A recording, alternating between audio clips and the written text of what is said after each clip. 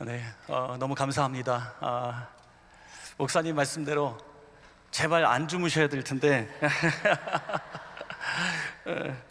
어떤 분이 자꾸 조니까 설교 시간이 자꾸 도니까 목사님이 졸지 말라고 자꾸 설교 시간에 얘기하니까 손잡말로 화를 팍 내면서 자기가 재워놓고 그러더라고요.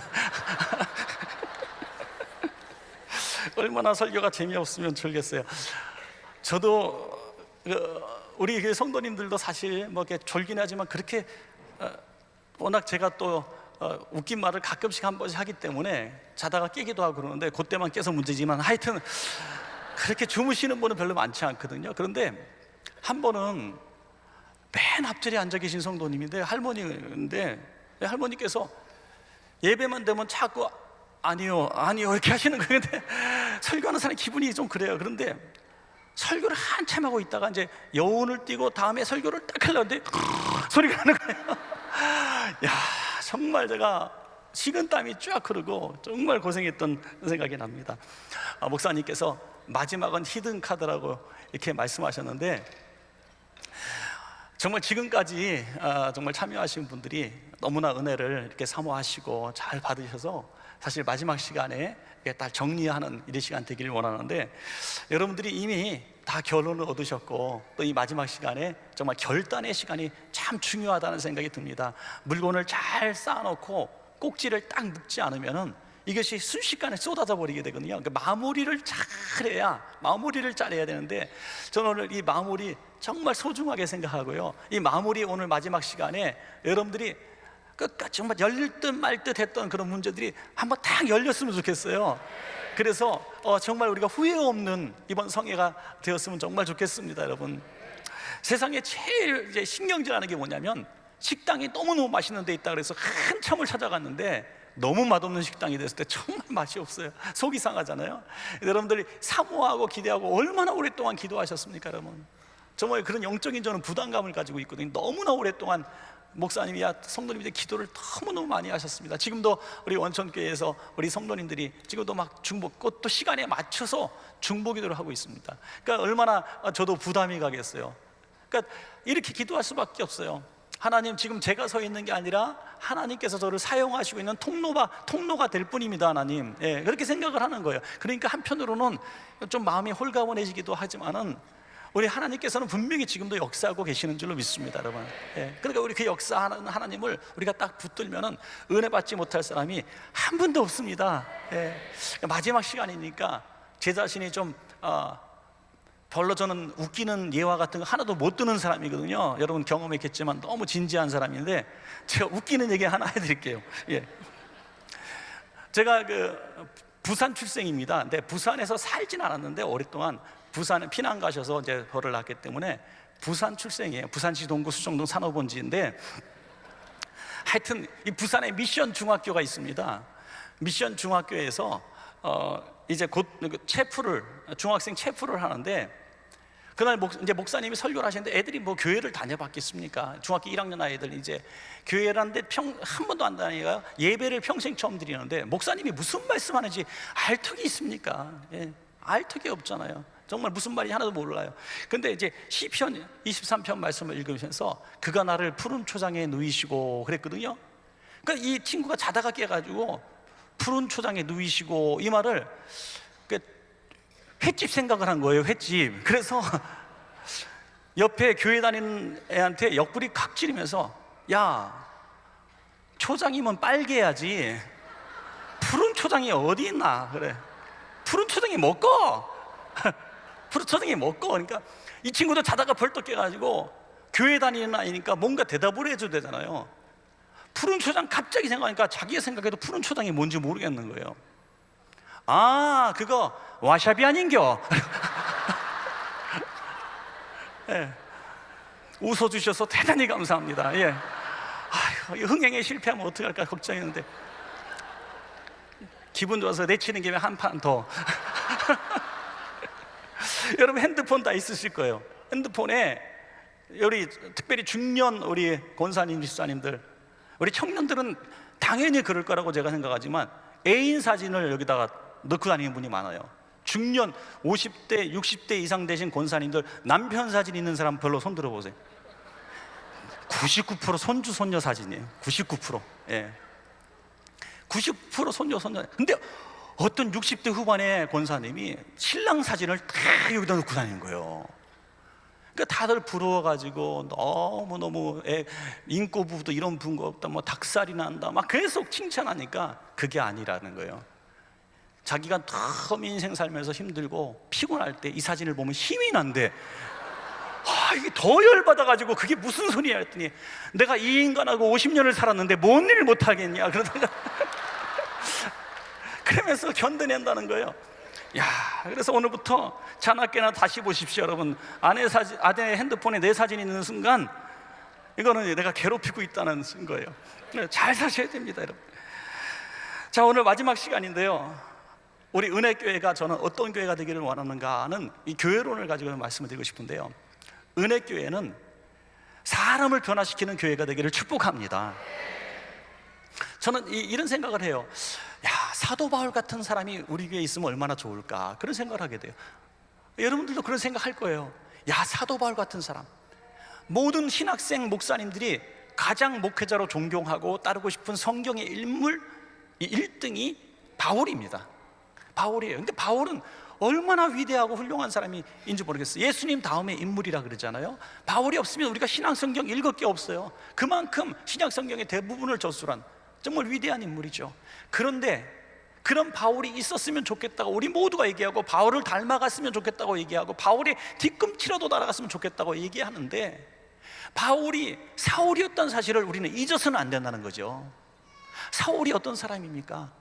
사울은 믿는 자들을 박해하고 스데반을 잡아 죽이고 다메섹까지 쫓아가서 결박해서 죽이려고 했던 악질 안티 기독교 안티자예요. 완전히 기독교를 박멸하려고 했던 핍박자였다는 거죠. 그런 사람이 교회 안에 들어오면 얼마나 끔찍한 일입니까? 그래서 우리는 사울이 바울 됐다고 하는 것은 대단히 놀라운 일이고, 1절과 31절을 읽으셨는데 1절과 30절에 그 변화를 말씀하고 있거든요.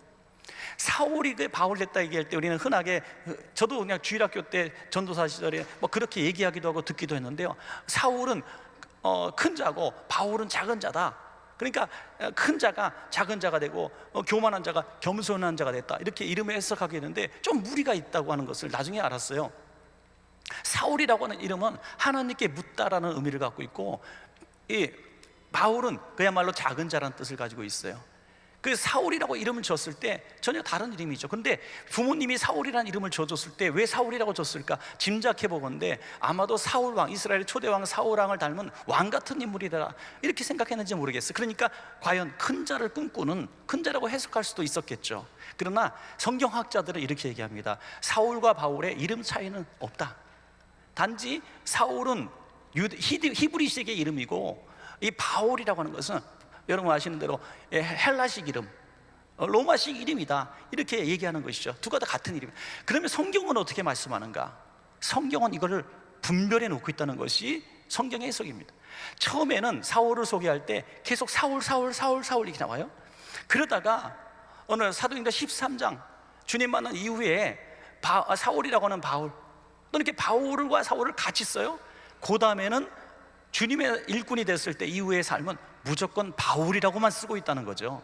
성경이 1.1획도 틀림이 없기 때문에 분명히 하나님께서 사울이라고 쓸 때와 또 바울과 사울을 같이 겸하여 썼을 때와 사울이 어디 가서 뚝 떨어지고 바울이라는 이름만 쓸 때는 분명히 하나님의 관점에 그의 인생이 변화되었다는 것이죠. 여러분, 너 지렁이 같은 야곱을 이스라엘 야복 나루트에서 싸워서 이겼을 때 이제는 이스라엘이라 하라 했을 때, 이제 요셉의 가문에 요셉을 낳는 그 요셉 이야기가 나올 때 야곱이라고 쓰지 않고 이스라엘이 요셉을 사랑했다, 이렇게 나옵니다.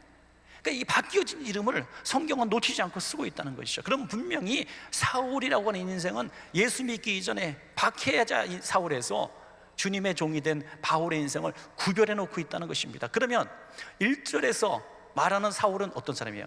오늘 1절에서 말하는 사울은 위협과 살기가 등등한 사울이에요.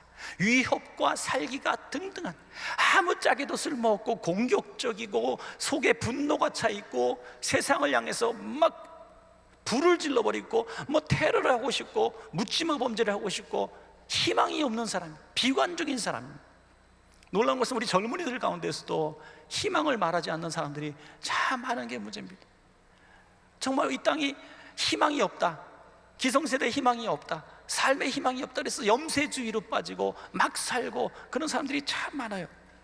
여러분, 유혹과 살기가 등등한 이 사람의 모습은 전혀 희망이 보이지 않는 인생입니다. 그런데 사도행전 9장 31절에 뭐라고 나와 있습니까? 갑자기 그리하여 온 유대와 갈릴리와 사마리아 교회가 평안하여 든든히 서가고 주를 경외함과 성령의 위로로 진행하여 수가 더 많아지니라. 아니, 유혹과 살기가 등등하여 다메섹에 올라간 그 사울이 31절에 그 사이에 무슨 일이 있었기에 그리하여라는 말이, 올라갔으면 이 31절 사이에 이런 일이 일어났어야 되죠. 다메섹에 올라가서 예수 믿는 사람들을 결박해서 잡아서 죽이고 이렇게 만신창이 만들었고 아주 박살을 내고 돌아왔다, 이렇게 나와야 되는 거 아니겠습니까? 그런데 그리하여 교회가 부흥했다는 거예요. 도대체 이 사이에 무슨 일이 있었을까? 그 사이에 일이 오늘 은혜 교회 안에 있기를 주의 이름으로 축원합니다. 여러분, 그 사이에 어떤 교회였는가 한번 생각해 보기를 원합니다. 첫째로 아름다운 만남에 있는 교회가 된다고 하는 것이죠. 아름다운 만남이 있는 교회가 되면 그리하여가 된다는 것입니다.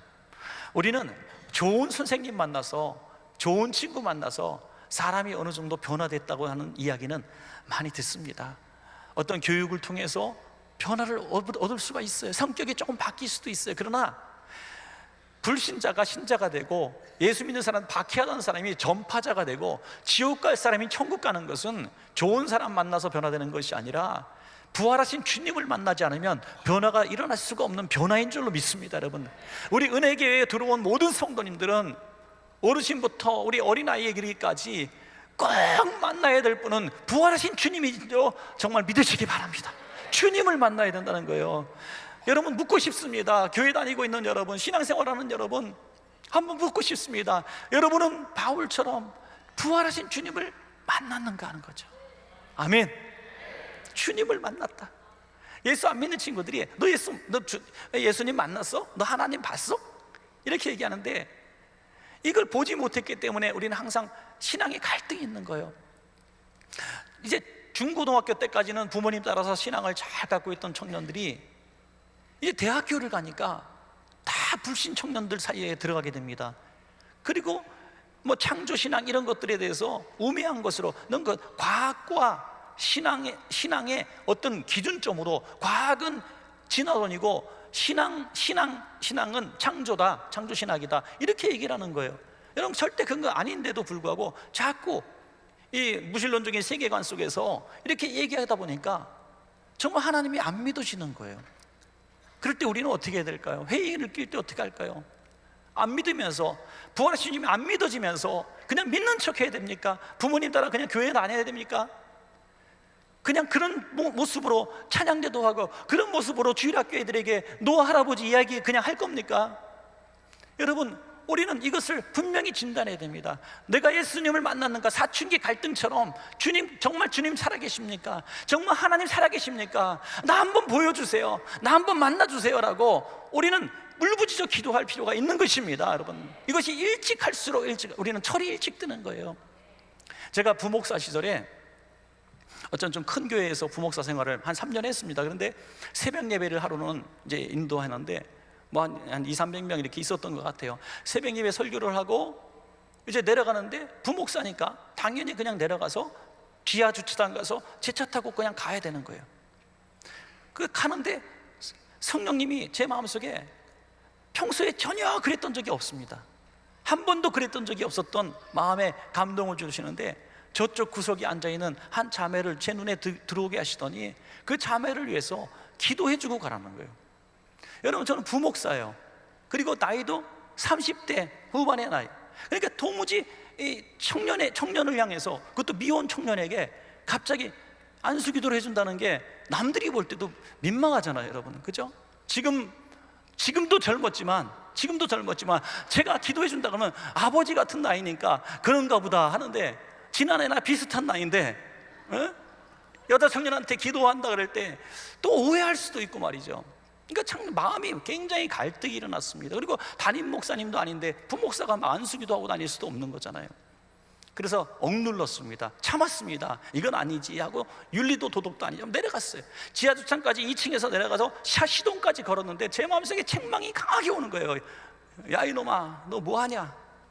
왜 불순종하냐는 거예요. 견딜 수가 없어서 다시 시동 끄고 2층까지 다시 올라갔어요. 여전히 기도하고 있더라고요. 제가 옆구리 탁탁 치면서, 자매님, 그러니까 예 그래요. 제가 기도해 드려도 되겠습니까? 그 고개를 크크 숙여요. 이렇게 끄떡끄떡 대답하지 않고. 그래서 그냥, 하나님 뭔지 모르겠지만 성령님이 우리 자매님을 축복하라니 축복합니다. 하나님 위로해 주시고 힘 주시고. 그러니까 막 울더라고요. 그리고 그날 오후에 무슨 일인지 드디어 알게 됩니다. 그 자매가 연락을 했어요. 저에게 놀라운 얘기를 하는 거예요. 자기는 모태신앙이고 교회 아니면은 밖에 어떤 것도 다니지 않았던 정말 교회 누나, 교회 언니야. 교회에서 열심히 신앙생활했고 부모님도 교회에 열심히 중직이고, 그냥 주일학교 때부터 학생회 회장, 청년부 회장, 심지어 주일학교 지금 교사에서 부장까지 하고 너무 열심히 하는데, 굉장히 공부도 많이 한 엘리트거든요. 근데 갑자기 신앙의 회의가 오는 거예요. 갑자기 불현듯이 찾아온 게, 하나님이 어디 있어? 하나님이 계시면 이런 일들이 왜 일어나지?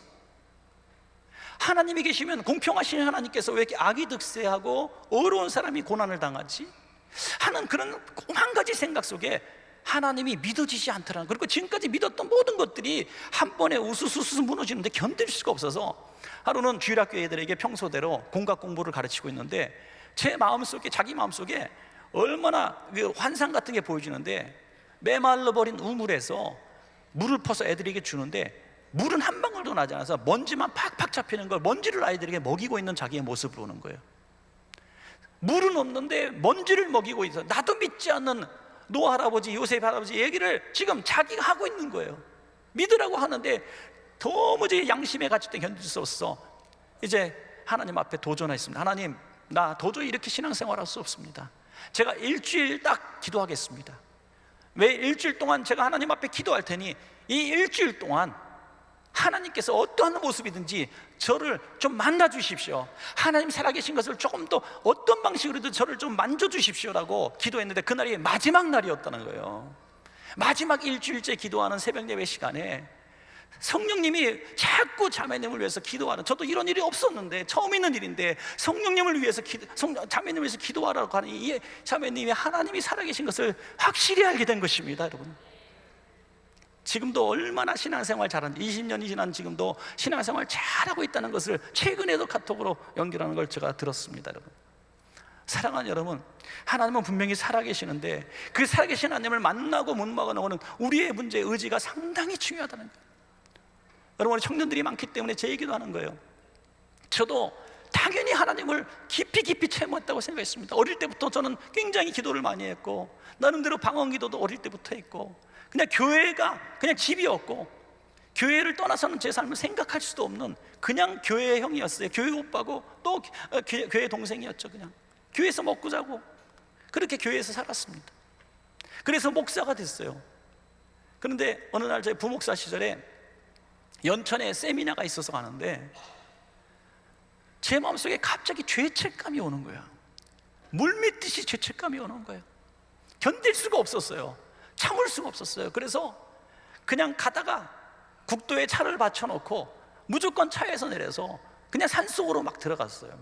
조그마한 개울이 흐르고 있는 데서, 쫄쫄쫄 흐르고 있는 데서 무릎을 꿇고 그냥 눈물을 흘려 기도했죠. 하염없이 눈물을 흘리면서 내가 얼마나 더러운 죄인인지, 내가 얼마나 추악한 죄인인지, 얼마나 위선자인지, 자기도 제대로 믿지 않는 하나님을 선포하고 자기가 옳지 않은 신앙생활하면서 말씀으로 막 책망하고 가르치려고 들었던 어설픈 목사의 이 모습이 너무나 적나라하게 비춰서 견딜 수가 없어서 잠시 기도한 것 같은데 눈 떠 보니까 1시간이 훌쩍 지나갔더라고요. 일어나려고 하니까 일어날 수가 없어요. 보니까 제 무릎에 여기 거의 허리까지 물이 차고 올라오고 있었던 거죠. 딱딱한 이 바위돌이 무릎을 꿇고 있어서 무릎이 너무너무 아파서 일어날 수가 없었어요. 그래서 간신히 절룩거리며 일어나는데, 여러분, 부흥 강사님들이나 목사님들이 했던 그것을 저는 분명히 목격한 것이 뭐냐면, 분명히 들어갈 때의 모습과 지금의 내 모습이 너무나 다른 거예요. 새들이 저한테 이야기를 거는 것 같아요. 새들이 저한테 막 얘기를 해요. 안녕, 잘 있었어? 이렇게. 꽃들이 나뭇잎이 흔들리는데 보통 녹색이 아니라 아주 완전 녹색으로 저에게 보여지고, 저에게 이제 인사를 하는 것 같아요. 꽃들이 저희가 이렇게 손을 표시하는 것 같아요. 너무너무 생동감 있게 저에게 다가오고, 그러더니 그렇게 홀려보낼 수가 없어요. 저는 그래서 감히 말씀을 드리는 것은 제 경험을 통해서 신앙생활의 연조나 직분이나 그런 것들로 난 당연히 하나님을 만났어, 난 당연히 하나님을 알아, 난 당연히 회개했고, 난 당연히 구원받았다라고 함부로 얘기할 수 없다는 것을 그때 깨달았다는 것이죠. 여러분, 그래서 하나의 좋은 증거는 철저한 통회와 회개가 있어야 내가 구원받은 자의 증거가 된다는 것을 믿으시기 바랍니다. 여러분, 인생을 한번 뒤돌아보셔서 내가 정말 하나님 앞에서 내가 죄인인 것을 고백하고 정말 철저하게 회개했던 경험이 우리 인생 가운데 한 번이라도 있었던가? 한 번이라도 있었던가? 만약에 그날이 한 번도 없었더라면, 철저한 죄의식과 통회하는 기도가 한 번도 없었더라면, 여러분, 이번 성회 오늘 마지막 시간인데, 오늘 마지막 시간, 이 시간에도 그걸 꼭 여러분들 경험하시기 바랍니다. 그래서 웃어지는 우리의 얼굴이 진정한 구원받은 자의 얼굴이죠. 억지로 만든 얼굴이 아닌 줄로 믿으시기 바랍니다. 여러분, 이 사울이라는 사람은 세상적으로 보면 완벽한 사람이에요. 완벽한 사람. 그러나 주님을 만나지 못하니까 이렇게 형편없는 삶을 살았던 거예요. 자기가 제일 잘난 줄 알았지만 제일 못난 사람이고, 자기가 제일 옳은 일을 한 줄 알았더니 제일 추악한 일을 하고 있었던 거죠. 그제서야 지금 교회를 핍박하는 사람들 많이 있어요. 교회 안에서도 찌르고 때리고 일만 그르치는 사람들이 많이 있어요. 우리 구역에도 있죠, 목장에도 있죠, 우리 청년들 모임도 있어요. 아유, 그 친구 좀 딴 데 가면 안 되나? 요 앞에 교회도 많은데 그걸로 좀 갔으면 좋겠어. 정말 끼면은 불화하고, 끼면은 하여간 스트레스 받게 하고, 말하는 것마다 그렇게 예쁜 소리만 하는지 콕콕 찌르기도 하고, 말재주가 없어서 그래. 그리고 나는 뒤끝이 없어. 그래, 꼭 그런 친구들은 하여간 사람을 힘들게 만들고 막 그렇게 하면서 자기는 몰라요. 자기가 뭘 잘못했는지 몰라요. 굉장히 교만하면서도 자기가 교만한지도 몰라요. 죽이는 말 하면서도 죽이는 말 하는지 몰라요. 자기는 의로운 사람인 줄 알아요. 바로 사울이에요. 그 사람, 부활하신 예수님 만나면 변화될 줄로 믿습니다. 여러분, 또한 누구를 만나야 됩니까? 교회 안에서 우리 아나니아 같은 우리 한 목사님을 제대로 만나야 되는 것입니다. 여러분, 아나니아는 사울이 누군지 알아요. 자기 믿는 백성들을 죽이려고 오는 거 알아요. 그러나 주님의 빛을 만나서 눈이 멀어버린 이 사울을 찾아갑니다. 주님의 명령 듣고 찾아가 신방 가는 거예요. 사울아, 하나님께서 너를 위해서 보내셨다 하면서 안수기도 할 때 비늘이 떨어지고 그의 눈이 고침받은 줄로 믿습니다. 여러분, 얼마나 놀라운 일입니까? 여러분, 목사님은 하나님께서 쓰시는 축복의 통로인 것을 믿으시기 바랍니다. 저는 이런 많은 교회를 다니는 건 아니지만, 제가 목회자로서 하나 진단할 수 있는 좋은 것은 뭐냐면, 목사님과의 관계가 내 신앙의 현주소입니다. 목사님과의 관계가 내 신앙의 현주소예요. 여러분, 신앙생활 은혜교회에서 10년째 하면서 목사님이 내 이름도 모르고 내 얼굴도 잘 모른다고 생각한다면 그거는 목사님 잘못이 아니에요. 제 잘못도 아니라는 얘기를 슬쩍 끼고 들어가는 거, 이건요. 왜냐하면은 어떻게 다 기억을 해요? 어떻게 제가 중등부 아이, 지금 고등학생이 되는데 고3이죠. 여학생 둘인데 희한한 아이들이 있어요. 지나가면서 꼭 둘이 딱 팔짱 끼고 지나면서 목사님 그래. 그러면 내 이름은요 누구고요, 내 이름은 누굽니다. 하나는 이혜원, 하나는 슬기예요. 근데 나는 혜원이고요, 얘는 슬기예요. 알았어. 그리고 그 다음부터 저에게 악몽이 찾아오기 시작했습니다. 만나는 시간, 만나는 날 어디서든지 제 이름이 뭔지 아십니까? 제가 어떻게 그걸 기억해요?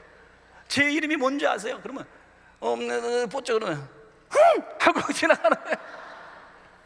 그리고 좀 이따 나와서 제 이름은 누구고, 제 이름은 누굽니다. 슬기고 혜원이에요. 그리고 또 들어가는데 또 다음에 물어보는데 제가 또 기억을 합니까? 기억을 잘 못해요. 그러면 또 킁 하고 가고, 이렇게 한 10여 번을 반복하니까 저절로 외워지더라고요. 저절로 외워.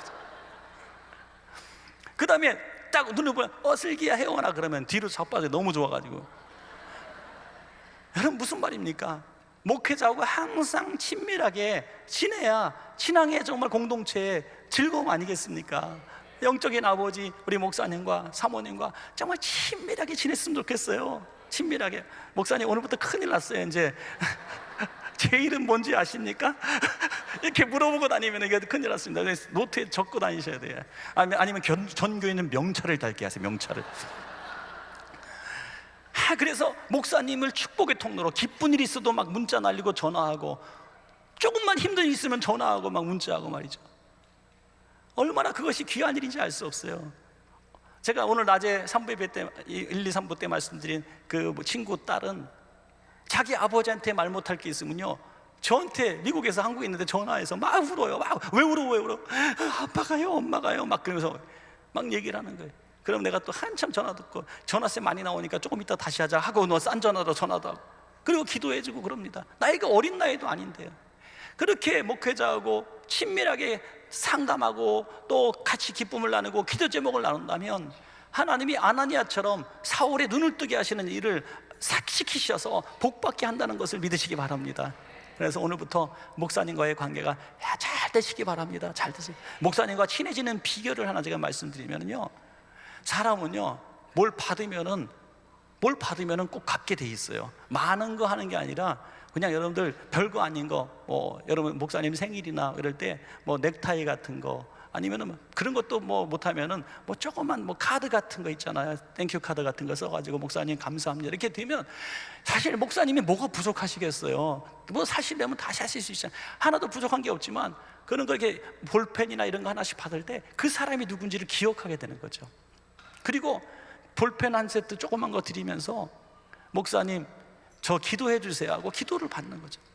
그렇게 친밀한 교회를 축복의 통로로 사용하시는 여러분 된다면, 여러분은 이 교회 안에 들어오는 것이 절대로 낯설은 게 아니라 내 집에 들어오는 거 되고 행복한 목회자의 관계가 될 줄로 믿습니다. 이게 아름다운 만남이에요. 여러분 또한 바나바와 같은 사람을 만나야 돼요.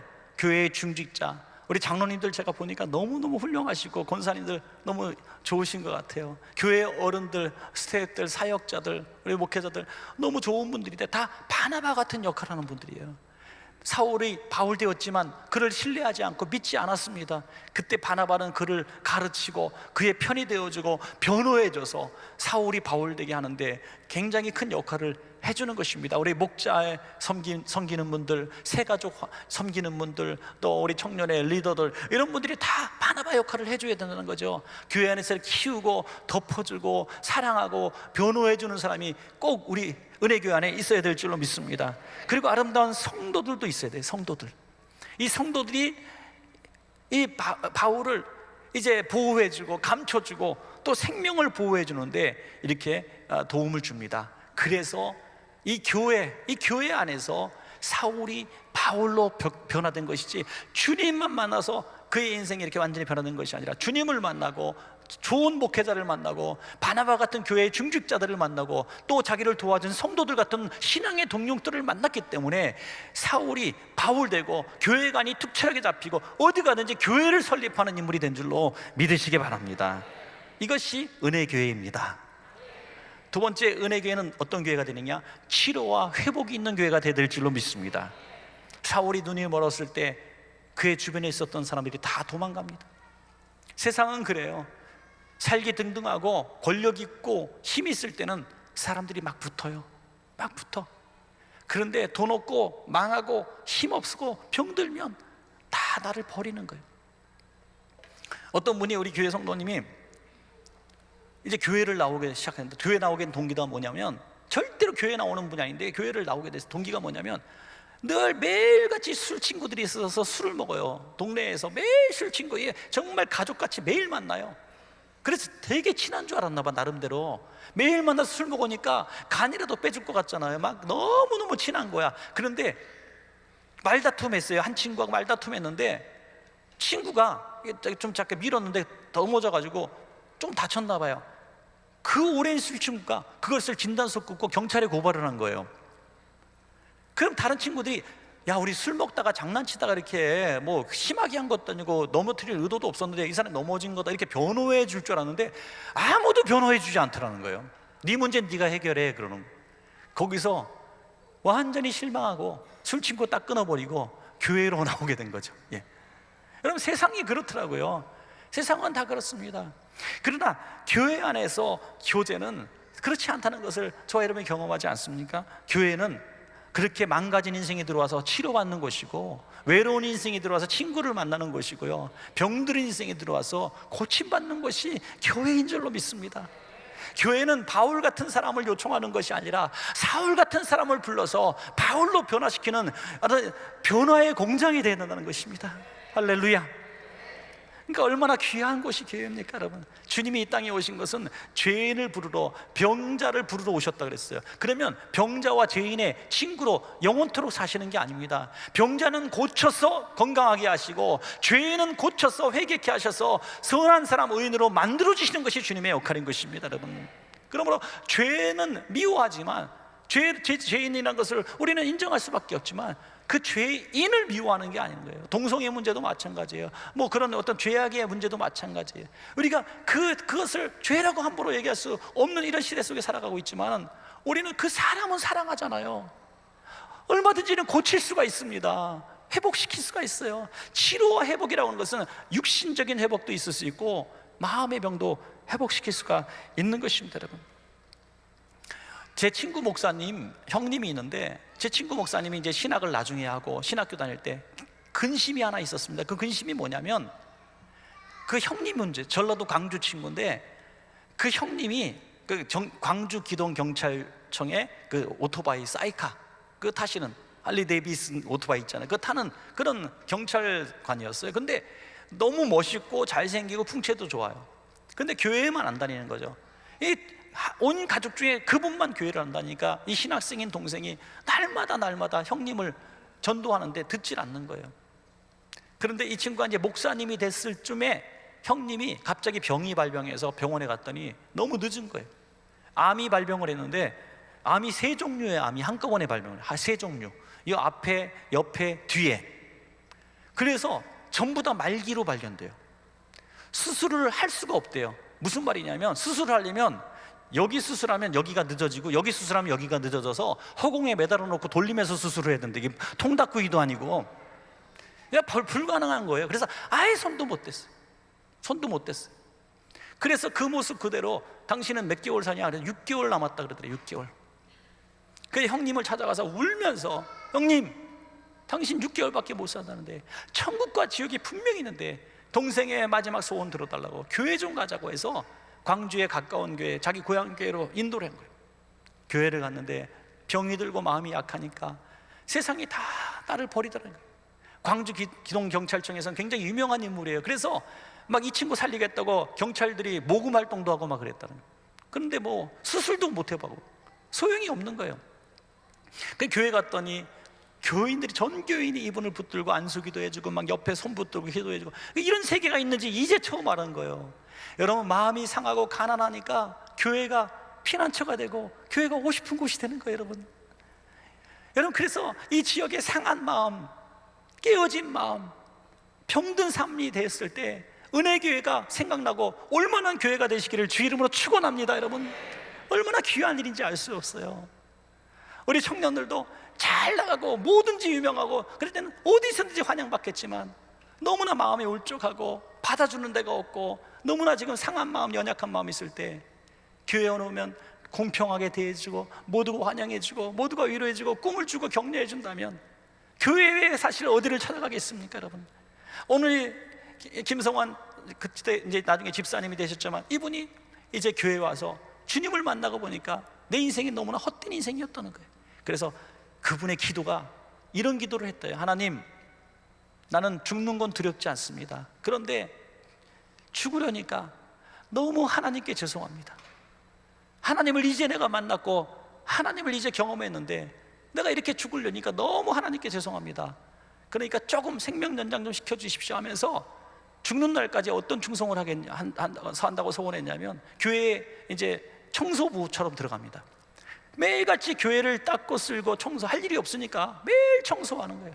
그러다가 가만히 생각하니까 교회에 대형 버스가 없더래요. 그래서 조그만 승합차밖에 없는데 자기가 자기 재산을 털어서 대형 버스를 사갖고 자기가 운전해서 교회의 모든 예배 교인들을 운송하기 시작합니다. 여러분. 자기가 자기 돈으로 대형 버스 사고 자기가 운전 봉사를 하는 거예요. 그리고 교인들을 이렇게 운행하고 자기가 죽으면 교회에 차 기증하겠다. 그렇게 하고 열심히 하는데 1년이 돼도 죽질 않아요. 그러니까 교회에서 집사님을 딱 세웠어요. 그러니까 집사님이 되니까 너무 좋은 거야. 그래서 봉사할 때 찾으니까 여러 가지 봉사할 때가 많아서 주일학교도 봉사하고 재정도 봉사하고 그렇게 봉사하는데 몸이 또 아파요. 병원 가서 보니까 얼마 남았습니까? 그랬더니 또 6개월 남았고 1년 남았다 그래요. 6개월 1년 살았는데 또 6개월 1년이야. 그래서 나중에는 안수지 집사님이 돼갖고 재정부장을 하고 학생부장을 해요. 그리고 또 열심히 또 몸이 아파요. 또 가보면 또 6개월 얘기하는 거야.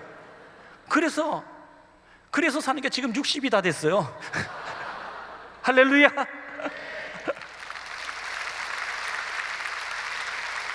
정확히 그때 그 발병하고 지금 21년인가 20년 됐어요. 6개월 남았다는 사람이 20년 살고 앞으로 한 40년은 더 살 것 같아요. 너무 건강하고 멋져요. 제가 동생 제 친구 목사님이 저기 아산 쪽에서 목회를 하는데 제가 종종 놀러 가면은 그 형님이 종종 나와요. 그러면 너무 멋있고 잘생기고 지금도 아주 풍채가 좋습니다. 근데 엑스레이 찍으면 지금도 똑같은 얘기를 한다는 거예요. 암이 그대로 멈춰버린 거예요. 멈춰버린 그런 것도 있더라고요. 녹아지는 축복도 있지만은 암이 더 이상 발전하지 못하고 멈춰버린 거예요. 그래서 그분의 별명이 뭐냐면 암과의 동행이 자기 별명이래요. 암과의 동행. 자기가 교만하려면 교만할 수가 없대요. 교만 조금 하려고 그러면 이게 싹 잘하는 것 같아. 막 기분에 요 놈이 잘하는 것 같더라고요. 왜 에어리언처럼 이러고 품고 있는 거야. 그러니까 하나님 앞에 딴짓을 할 수가 없대요. 딴짓을 할 때 얼마나 마음 졸이면 하루하루를 정말 소중하게 충성하는지 알 수가 없습니다. 여러분, 교회라는 것은 바로 살리는 곳입니다. 병든 육체를 살리고 병든 마음을 고치고 병든 영혼을 고치는 거예요. 할렐루야. 우리 사랑하는 청년들이 계셔서 정말 저는 오늘 굉장히 기쁜 마음으로 청년들에게 또 메시지를 주고 싶어요. 제가 청년의 이제 YM 간사 출신이기 때문에 더 그런지 모르겠지만 청년들 보면 마음이 흥분되어져요. 제가 이제 목회자 자녀 세미나를 10여 년을 이렇게 하면서 처음에는 이런 생각을 했어요. 학생들에게, 중고등학생들에게, 얘들아, 부모님이 목사님이니까 그 목사님이 당하는 모든 사역의 무게들을 너희가 감당하고 너희가 당하는 거 알아. 너희가 아픈 거 알고 경제적으로 힘든 거 알아. 그런데 이건 굉장히 소중한 일이야. 참고 견디면 하나님이 상급 주실 거야. 잘 될 거야. 막 그러는데 애들이 아멘을 하는데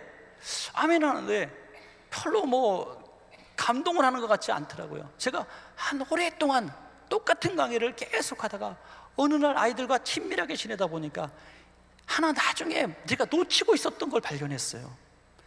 애들은 애들이었다는 거죠. 중고등학교 학생들에게 대학교 1, 2, 3, 4학년들한테 그 아버지, 어머니의 그 무거운 짐과 이 목회를 함으로 말미암아 자식들에게 평범한 가정의 자식들에게처럼 대해주지 못하고 해주지 못한 것들에 대해서 얼마나 미안하게 하고 힘들어하고 있다는 것을 이 자녀들에게 이야기하지 않는 거예요.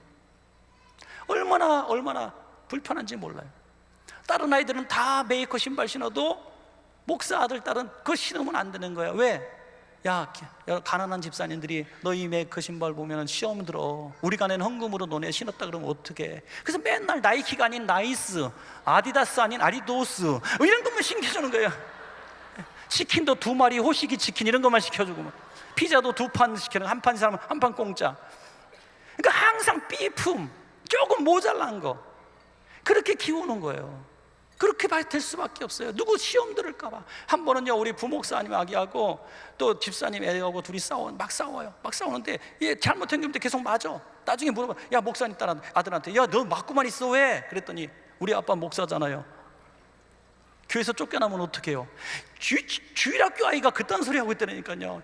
얼마나 이 사역의 짐에 무게가 있는지 알아요. 제가 그 아이들을 그렇게 이해하지 못했는 거예요. 저도 목사 아들이면서도 몰랐던 거예요.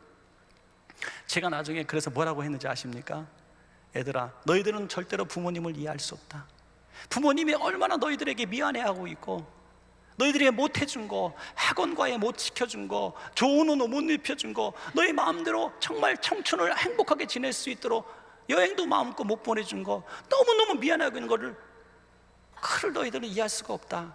그래서 부모님의 지민이 십자가니 그런 거 다 때려치고 부모님을 용서해줘라, 용서해줘라. 그 얘기를 할 때 애들이 통곡하기 시작하더라고요.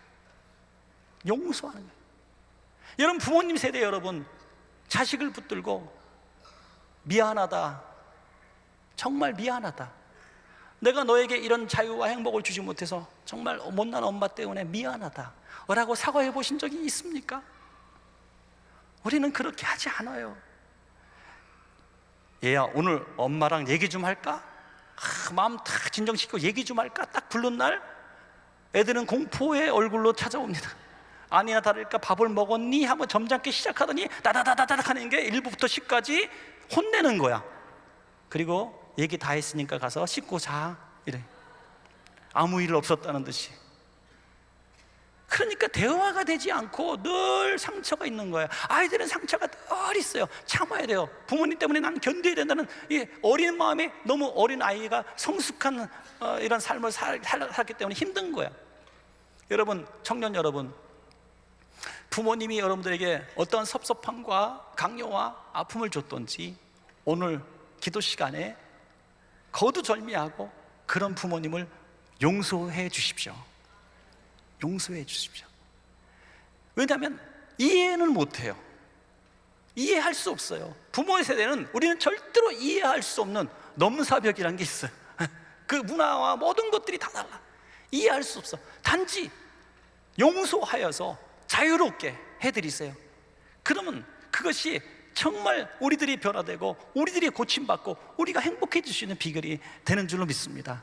부모님 여러분들도 우리 청년들과 어린 아이들에게 그 아이들을 내 소유물처럼 생각하고 내 마음대로 자주했던 것을 용서해 주시고 내가 용서를 구하시기 바랍니다. 그러면 이 아이들이 삶이, 또 부모님이 다 변화돼서 만신창이 된 영혼과 육체가 고침받는 역사가 일어날 줄로 믿습니다. 이것이 교회 안에서도 이루어져야 됩니다. 교회 안에서도 이루어져야 돼요.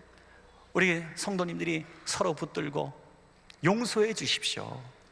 용서해 주십시오. 이거는 결판 내야 돼, 이건 누가 잘못했는지 밝혀내야 돼, 이거는 진리를 찾아야 돼 하면서 김 집사님 와봐, 박 집사님 와봐, 내가 이런 말 했어 안 했어? 무슨 말 한번 들었다고 밤에 전화통을 50통을 걸었대요. 50통을 걸어서 자기 편 43명, 그쪽 편 7명 파악을 하고 이제 결전의 날을 맞이하게 되는 이런 아침. 그래서 어쩌자는 말입니까 여러분? 그냥 용서하면 그것이 아름다운 교회가 되고 그를 변화시키는 가장 빠른 지름길이 되는 줄로 믿으시기 바랍니다. 용서가 있어야 돼요. 우리 옆에 있는 분들에게 인사합시다. 용서를 해 주십시오. 또 용서를 합니다. 시작. 아멘. 이제 연습한 거예요. 예. 그런데 그 인간 앞에는 못 하겠죠, 그죠?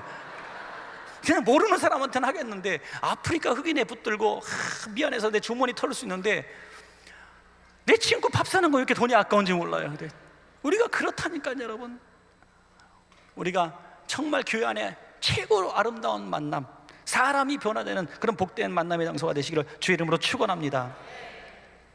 마지막 세 번째는, 우리 은혜교회는 사람을 변화시키는, 사울을 바울되게 하는 그런 교회가 되시기를 간절히 축원합니다. 여러분, 이것은 사람의 힘으로 되는 것이 아니지만 하나님은 우리의 하는 일들을 통해서 사람을 교육시키고 바꿔놓을 수 있는 일들을 하게 하신다는 거죠. 사도행전 9장 20절부터 22절까지 보면 즉시로 나와요.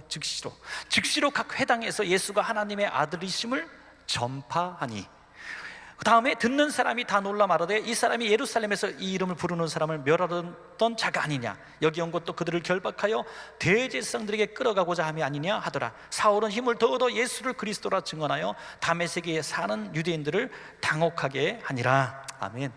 즉시가 언제입니까?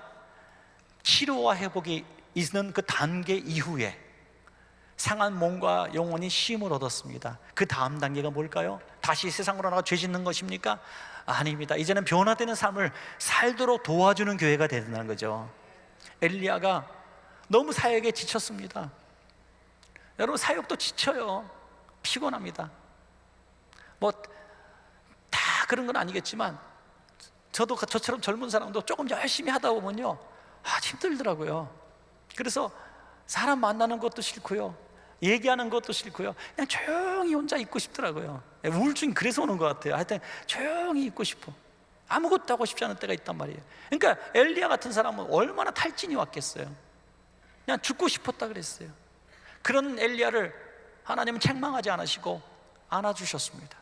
끌어안아 주시고 물과 떡을 주셔서 용기를 얻고 힘을 얻게 하시고 수차례 그를 어루만지시더니 일어나니까 뭐라고 말씀하실까? 가라, 다시 가서 사명을 감당하라는 것입니다. 다시 가서. 여러분, 우리가 치료받고 회복되어서 평생 어린아이로 사는 신앙에서 벗어나 이제는 주는 자가, 변화시키는 자가 되어야 될 줄로 믿습니다. 여러분, 어떤 성도님이 어떤 몸이 아팠어요. 아파요, 낫게 해주세요. 기도를 1년, 2년 해서 몸이 많이 나아졌습니다. 조금 나아졌다가 또 아프고, 조금 나아졌다가 또 아프고, 아주 오랜 세월 동안 그래요. 평생 그렇게 기도를 20년, 30년 하다가 주님 날아가는 사람이 있더라니까요. 어떤 사람은 여전히 아픈데 그 아픈 몸을 이끌고 주님 앞에 나와서 봉사하고 충성하고, 봉사하고 충성하고, 똑같은 상황인데 한 사람은 계속 병 낫기만 위해서 평생을 기도하고, 어떤 사람은 그 몸을 이끌고 충성하며 봉사하며 건강한 사람보다 더 큰 일을 하더라 이거죠. 목사님에게 누군가 기도 부탁을 할 때, 목사님 저 사업 때문에 기도 부탁합니다, 목사님 저 건강을 위해서 기도 부탁합니다 라고 기도할 때 목사님의 마음속에 분명히 이 감촉이 있어요. 촉이 있어요. 이분은 아무리 기도해서 아무리 부유하고 성공해도 전혀 하나님 나라에 유익이 없어. 이분이 건강을 회복하면 다음 주에 등산 갈 거 뻔해. 교회 주일 안 나오고. 예? 어떤 목사님이 주일날 교회를 이렇게 오는데 아침에 9시 반에 설교 하려고 딱 가면 안수 집사님이 모자 딱 눌러 쓰고 낚시 가방 딱 메고 가다 딱 마주쳤어요. 그러니까 또 목사님도 말 못하고 안수 집사님도 미안해갖고 싹 고개 숙이고 싹 갔단 말이에요. 그런데 목사님이 뒤에 가자마자 안수 집사님, 동료 안수 집사님 딱 지나가는데 혼잣말 비슷하게 안수 집사가 되나가지고 말이야, 주일날 낚시나 하러 댕기고 말이야, 이러고 투정하고 딱 지나갔는데 그거를 제일 친한 안수 집사님이 들어버렸어요. 불쌍. 그 안수 집사한테 전화하면 큰일 났는데 그날 밤에 목사님한테 전화가 띠리릭 왔어요. 그 안수 집사, 낚시하러 간 사람이, 목사님 저 좀 만나시겠습니까? 만나주십시오 그러는 거예요. 친구한테 다 들었습니다. 목사님이 너무 후회가 막 급하고 옳은 말 한 건 한 거지만 얼마나 상처가 됐을까 해서 내 오세요 했더니 과일 바구니를 들고 왔대요. 내 친구 안수 집사한테 들었는데 목사님 저한테 그러셨다며요. 이 추운 날에 그렇게 얇은 옷 입고 낚시하러 가면 감기 걸릴 텐데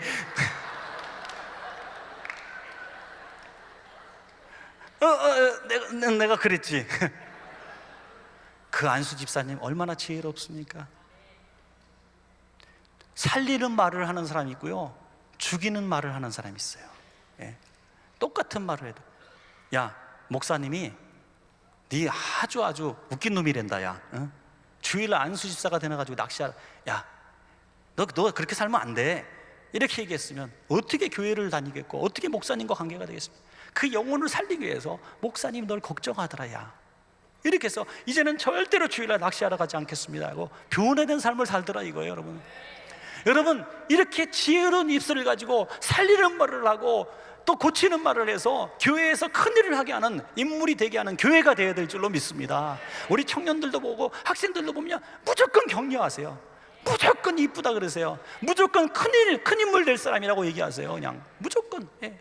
너무너무 예쁘다고, 너무나 아름답다고, 너무 멋있다고. 왜 못해요? 예? 왜 못해요? 이건 자꾸 하면 되는 거예요. 도무지 신앙 양심에 거리끼겠지만 하여튼 그냥 하는 거예요. 옆에 있는 분에게 한번 연습합시다. 세계 최고의 미남 미녀십니다. 시작. 뭐 속에서 물론 확 울컥 올라오는 게 있겠지만 하여튼 우리가 이렇게 정말 그렇게 얘기하면은 정말 그렇게 보이는 거예요, 여러분. 예. 얼마나 귀합니까? 이것이 정말 아름다운 치료와 회복이 있은 다음에 사람을 변화시키는 사람으로 더 발전되는 비결이 될 줄로 믿습니다, 여러분.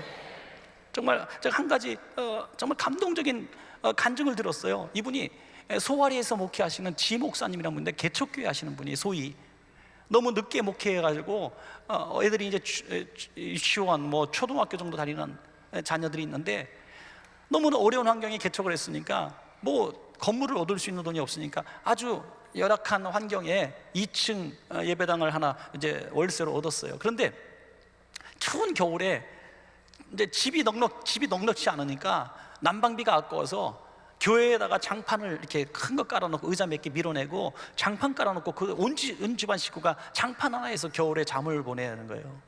얼마나 춥고 외로웠겠어요. 교인도 없는데. 그런데 하나 즐거움이 있었는데, 사모님이 피아노를 잘 칩니다. 그래서 교회 안에서 자면서 추우면 일어나는 거예요. 일어나서 막 몸 운동하면서 사모님이 피아노 치면서 노래를 찬양을 하는 거예요. 그게 천국이었고 그게 행복이었는데, 어느 날 사모님이 뭐 돈 좀 벌어보겠다고 동네 공장에 가서 프레스기에 찍는 거 하다가 잘못해 손가락 2개를 딱 잃어버렸어요. 피아노를 못 치게 된 거예요, 한순간에. 그래서 하나님, 우리 가정의 마지막 기쁨까지도 빼앗아 가시렵니까? 그렇게 처음에는 원망하고 기도하다가 나중에 그게 아니더라는 거예요. 아, 하나님께서 뜻이 있겠거니.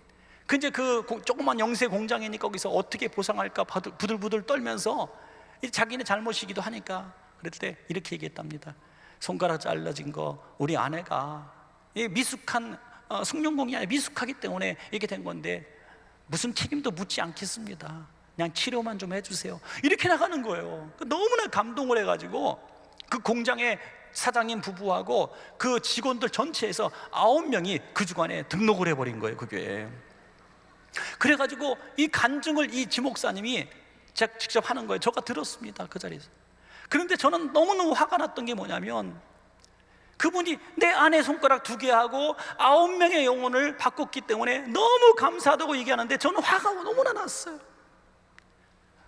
이것은 자랑하고 할 것이 아니라, 만약에 하나님께서 저에게 네 아내 손가락 2개 하고 지금 너도 알지도 못했던 생명부지의 사람 9명이 교회에 등록하게 한다면, 그것이 다 보장이 되어 있단다면 너 아내 손가락 2개 내놓을 수 있겠냐? 아니, 네 손가락 2개 내놓을 수 있겠어? 라고 물으시는 것 같아서 저는 견딜 수가 없었어요. 그것이 그렇게 행복했고 그것이 그렇게 자랑스럽게 얘기하는 그 지 목사님이 부럽기도 하고 멍청해 보이기도 하고 이상해 보이기도 했어요. 여러분, 이 정도 영혼을 사랑하는 마음이 없어서 어떻게 목회를 하겠습니까? 사랑하는 여러분, 사람을 변화시키는 교회가 되기 원해서는 손가락과 영혼을 바꿀 수 있는, 내 생명과 영혼을 바꿀 수 있는 그런 마음을 가진 성도님들이 이 교회에 있어야 이 교회가 생명을 만들고 살리는 교회가 될 줄로 믿습니다. 여러분, 이건 절대로 쉬운 일이 아니에요. 그래서 제가 첫 집회부터 마지막까지 꼭 부탁하는 것은, 이것은 하루아침에 이루어지는 게 아니에요. 습관이에요. 작은 것부터 줄 수 있어야 돼요. 주머니에 항상 5불 10불짜리 몇 개씩 넣고 다니다가 우리 아이들에게, 또 힘들어하는 학생들에게, 또 멀리서 자동차 타고 오는 우리 청년들이 있다면 기름값이라도 한번 하나 주고, 유학생활에 얼마나 힘드냐 어깨도 한번 두들겨주고 김치도 한번 해주고, 또 아무개 집사님 실직해서 힘들어하면 또 쌀도 좀 사주시고. 여러분, 이것이 내가 이런 거 해서 오해할까? 천만의 말씀이에요. 우리가 이렇게 자그마한 습관으로 자꾸 베풀고 서로를 돌보고 서로를 결집시키면은 큰 생명을 바쳐서 그를 사는 일까지 발전되는 것입니다. 여러분, 그 교회가 생명을 살리는 교회고 생명을 창조하는 교회가 되는 교회입니다. 그래서 제가 계속 말씀드리는, 계속 인사하고 계속 아는 체하고 계속 악수하고 계속 허구하는 거예요. 여러분, 저는 드디어 오늘 마지막 집회인데 여러분에게 그런 소원을 가지고 있어요. 이 집회 끝나면 여러분 돌아가시기 전에 오늘 최소한 10명 이상 허그하고 돌아가시기를 주의 이름으로 명령합니다. 아멘. 뒤에 저기 등치 좋은 사람 저기 딱 비키고 섰어요. 저기도 목사님이 박수를 치시네요, 여러분. 근데 그 10명과 허그하지 않은 사람은 저 문을 나가지 못하리라. 네. 그래서 10명을 허그하는데 최소한 사람을 잘 골라서 허그해야 돼요. 옆에 있는 분 두세 번 하다가 내가 정말 사랑하고 좋은 분들 찾아가서 사랑합니다, 축복합니다 하고, 내가 제일 미워하는 사람 그 사이에 껴줘. 그래서 사랑하는 사람인지 미워하는 사람인지 모르게 섞는 거야. 그래서 사랑합니다, 축복합니다. 서운한 관계 속에 있는 사람들 가서 사랑합니다, 축복합니다. 오늘 이 마지막 집회를 통해서 우리가 눈에 보여지고 만져지는 성령님의 터치가 여러분의 허구 속에서 나타날 줄로 믿습니다. 우리가 안아줄 때 내가 안아주는 게 아니에요. 성령님이, 예수님이 그를 안아주는 것을 그들은 느낄 거예요. 제가 세브란스 병원에 장례 집례를 한번 갔었는데, 우리 교인 집례 장소 옆인데 바로 옆에서 여자가 비명 소리가 나는 거예요. 젊은 여자가 악 하고 소리 지르는 거예요. 너무 놀라가지고 교인들이 다 쳐다봤어요. 하얀 소복 입은 젊은 여자가 떼굴떼굴떼굴 굴르면서 비명을 지르는데, 옆에 남자의 조그만 아이, 유치원쯤 다니다가 혼자서 막 서서 울고 있고, 엄마니까 막 뒹굴고 보니까 신랑 사진이 걸려 있어요. 이렇게 측은해서 막 정말 측은해서 아유 안 됐다, 젊은 애가 웬일이니 막 이러고 있는데, 우리 교회 집사님, 여집사님이 우리 아는 사람인데 하면서 들어가는 거예요. 그러니까 그 여집사님의 남편은 구청 과장이었고, 이제 나중에 국장님이 되셨지만 장로님 되시고, 이제 그때는 과장이었고, 과장 부인이었어요, 우리 집사님은. 근데 그분이 그 남편이 있는 구청 서대문구 구청 직원이었던 거예요, 남편이.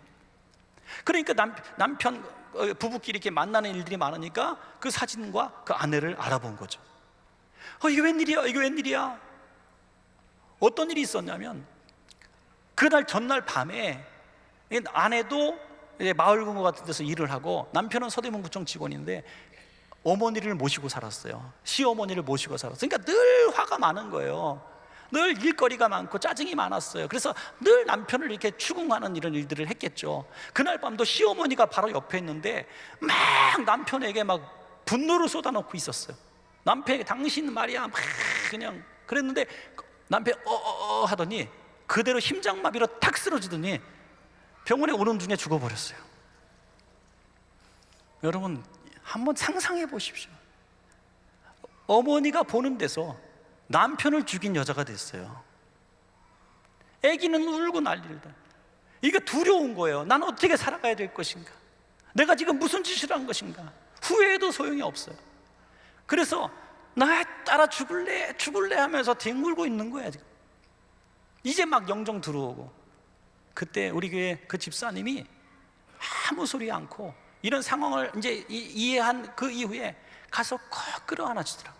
우리가 다 보는 데서 꼭 끌어안으니까 이건 노라고 막 뿌리치는데 절대로 안, 이게 레슬링 하는 것처럼요, 팔로 꼭 잡고 다리로 꼭 잡고 꼭 껴안고 같이 울기를 시작합니다. 꼼짝 못해. 그러니까 힘이 빠질 때까지. 그러니까 한 명, 두 명 더 따라가서 우리 여전도 회원들이 같이 부둥켜 안아주고 같이 울어주기 시작합니다. 그리고 그 여전도 회가 그날부터 바로 그 자리에서 자살예방위원회를 만들고 24시간 그거의 영정을 지켜주면서 모든 수발을 들어줍니다. 얼마나 고맙습니까? 계속 안아주고 계속 위로해주고 당신 잘못 아니라고. 불과 몇 년이 지난 다음에 교회도 다니지 않았던 그분이 지금 아름다운 우리 교회 구역장, 멋진 구역장으로 사역하고 있습니다. 여러분 할렐루야. 그에게 예수가 누군지 복음이 뭔지 알 턱이 있습니까? 그러나 내가 죽겠다고, 나는 인생이 망가졌다고 쓰러져 있는 그를 안아줬을 뿐이에요. 부둥켜 안았을 뿐입니다. 그때 그 마음이 열리고 복음이 들어간 거예요. 여러분 이것이 생명을 살리는 교회, 사람을 변화시키는 교회인 것입니다. 사도행전 9장 31절에 그리하여, 바로 그리하여요.